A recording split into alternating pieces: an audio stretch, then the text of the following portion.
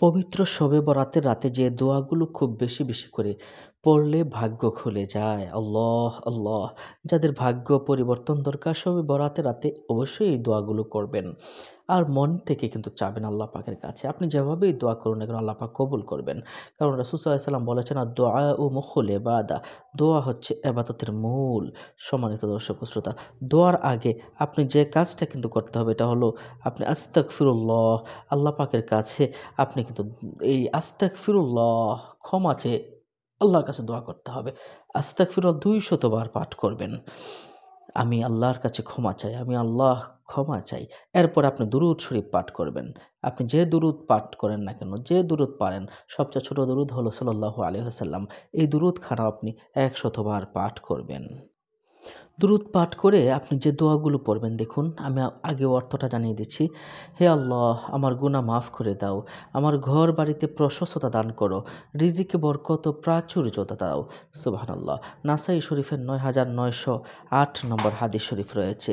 এটার আরবিটা হলো আল্লাহুম্মা গফিরলি যামবি ওয়া ওয়াসসি'লি ফি দারি ওয়া বারিক লি ফি রিজকি।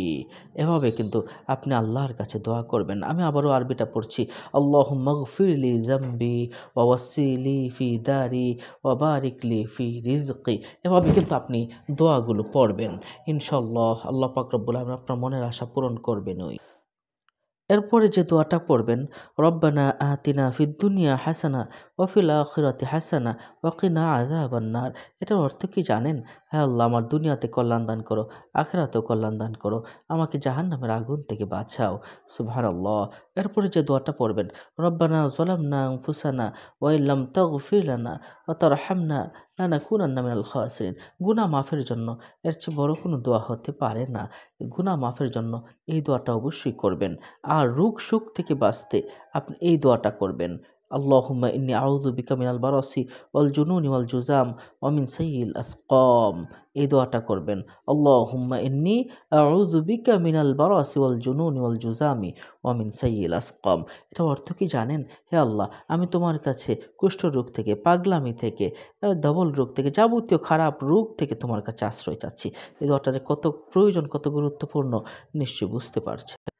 যাদের পুত্র সন্তান প্রয়োজন তারা এই দোয়াটা করবেন, রব্বি হাবলি মিনাস সালিহিন।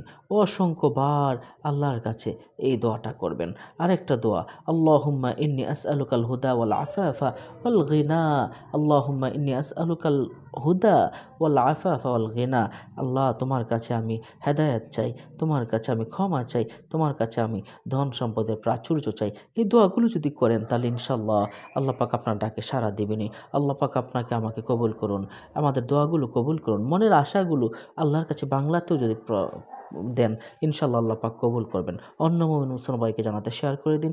পরবর্তী ভিডিও পেতে সাবস্ক্রাইব করে আমাদের পাশেই থাকুন। আসসালামু আলাইকুম ওয়া রাহমাতুল্লাহ।